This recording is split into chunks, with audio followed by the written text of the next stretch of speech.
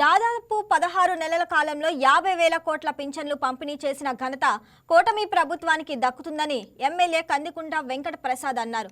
శ్రీ సత్యసాయి జిల్లా కదిరి 8వ వార్డులో ఎన్టీఆర్ భరోసా పింఛన్ల పంపిణీ కార్యక్రమంలో ఎమ్మెల్యే పాల్గొని ఇంటింటికి వెళ్లి పింఛన్లు అందజేశారు. వారి సమస్యలను అడిగి తెలుసుకున్నారు.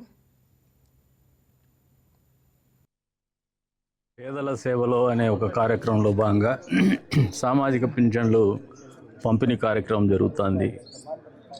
నెల పూర్తి కాకముందే రెండోసారి.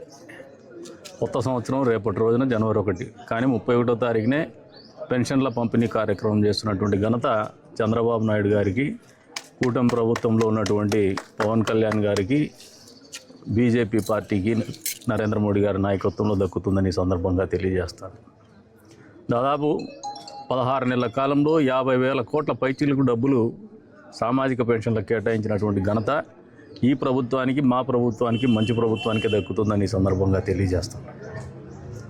భారతదేశ రాజకీయ చరిత్రలో ఏ రాష్ట్రంలో కూడా సామాజిక పెన్షన్లు ఇంత పెద్ద ఎత్తున ప్రజలకు అందజేయడం అనేది, ఇంత పెద్ద స్థాయిలో డబ్బులు పంపిణీ కార్యక్రమం చేయడం అనేది ఒక చరిత్ర అని చెప్పే సందర్భంగా తెలియజేస్తాను. ఏ రాష్ట్రం కూడా జరగడం లేదని చెప్పేసి కూడా తెలియజేస్తాను. అంతేకాదు, దాన్ని పంపిణీ చేసే విధానంలో కూడా ముఖ్యమంత్రి గారి ఆలోచన విధానం కావచ్చు, ముఖ్యమంత్రి గారి పనితీరు కావచ్చు, ముఖ్యమంత్రి గారికి ప్రజల పట్ల ఉన్నటువంటి మక్కువ, ఈ రాష్ట్రం మీద ఉన్నటువంటి ప్రేమను కానీ తెలియజేసేటువంటి కార్యక్రమం అని సందర్భంగా తెలియజేస్తాను. ఈ మాట ఎందుకు చెప్తున్నానంటే, పేదల సేవలు అనే కార్యక్రమం పెట్టుకోవచ్చు. ఒక 2 నెలల కిందట మన కాన్స్టిట్యున్సీలో కూడా 1వ తారీఖు పెన్షన్ల పంపిణీ కార్యక్రమానికి ముఖ్యమంత్రి గారు స్వయంగా వచ్చినారు.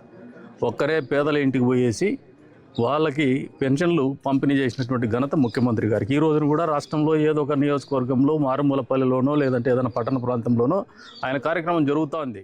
ఈ వీడియో మీకు నచ్చినట్లయితే లైక్ కొట్టి షేర్ చేసి మా వైకే టీవీ ఛానల్ని సబ్స్క్రైబ్ చేయండి.